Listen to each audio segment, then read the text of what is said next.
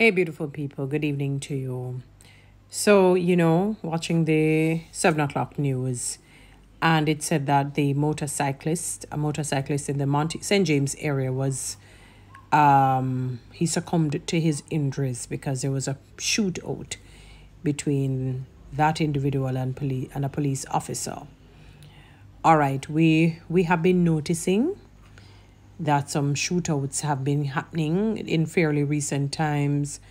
There was one where, the person, it was alleged that three individuals were killed. Three people were killed.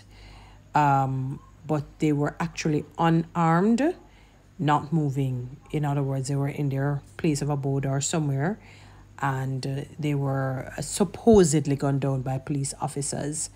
In fairly recent time, one was shot in the foot in the New Kingston area, I'm told, and now one cyclist succumbed to his injuries.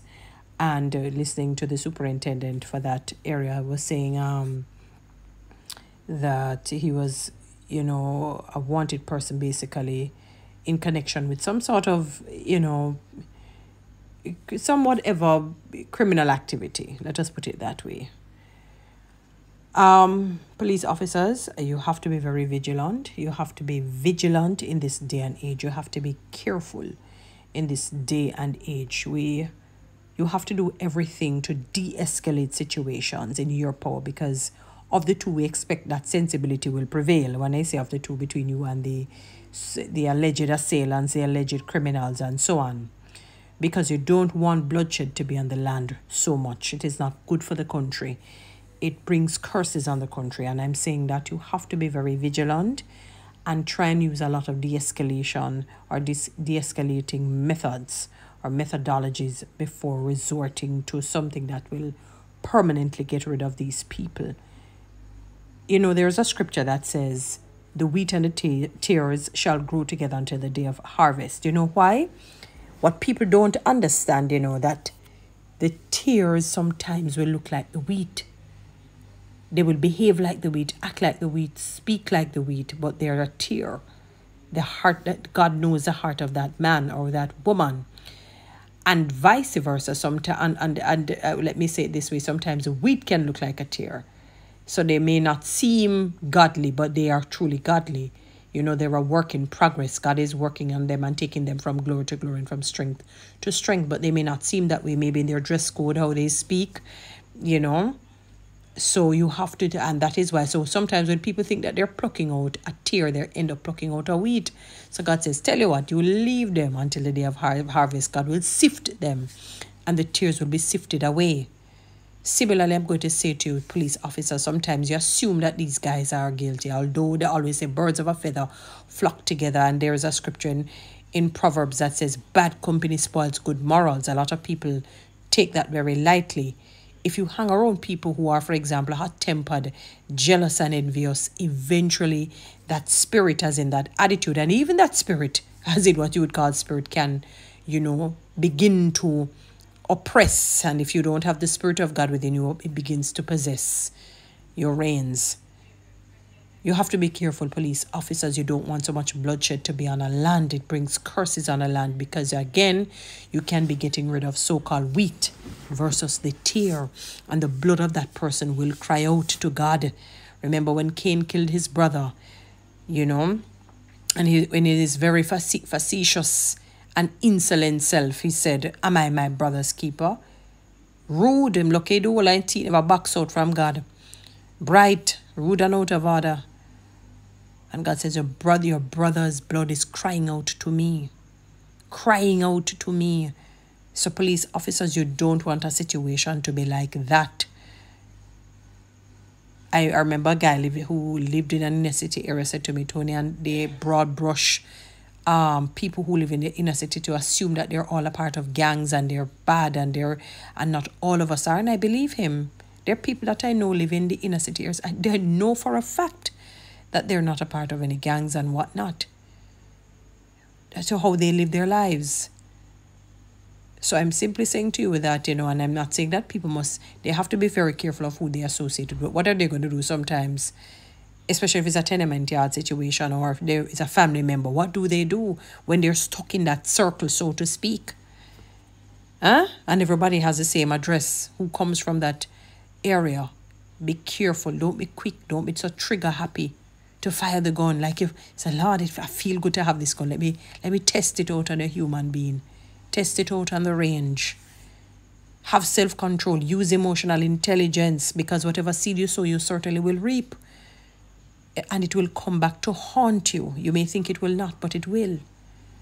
So don't be so trigger happy. Don't get me wrong. I believe that the country needs effective leadership and accountability.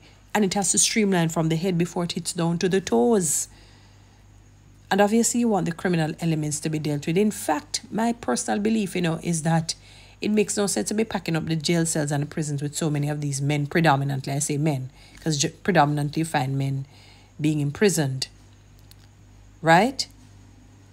Get them rehabilitated so that they can become socially fit in the society and not be nuisance. Or you don't have the recidivism, meaning they go back into the system more and more. Let them become socially fit, transformed human beings, that they can become good, contributors to the country, that they can become good husbands, they can become good friends, they can become good uncles, they can become good fathers. God transformed New Testament Saul. So they too have a chance for transformation to be had. I believe in rehabilitation.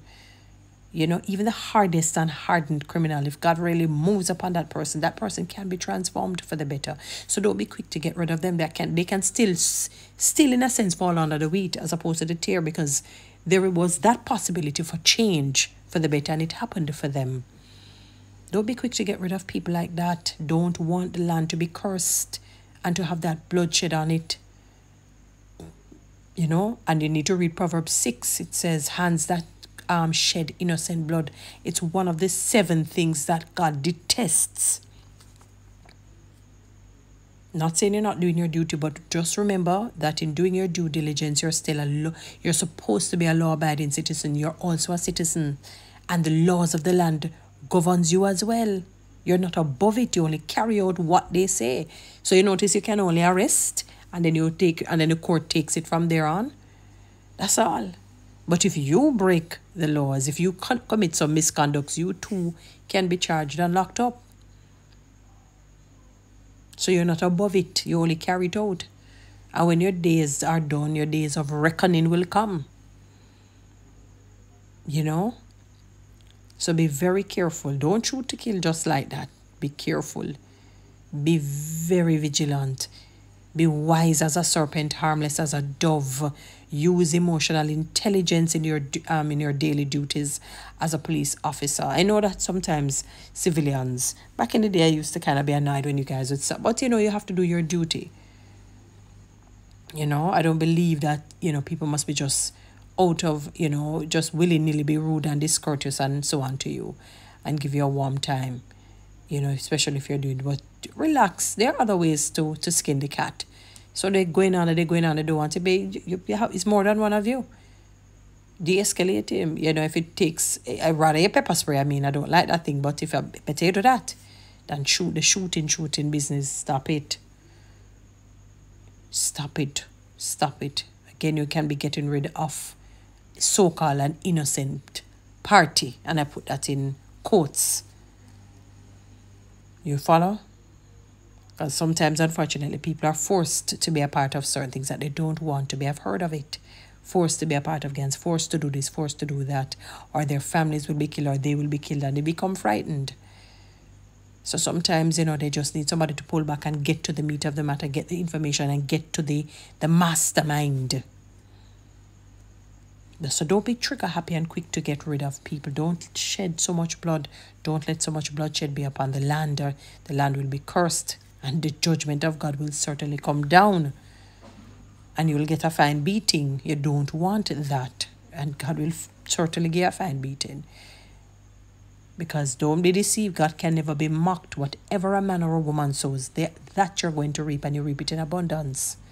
So don't be trigger happy. I know you have these, they push the button, but, stand still and see the salvation of the Lord. Guys, follow me on TikTok. Subscribe to my YouTube channel. please share.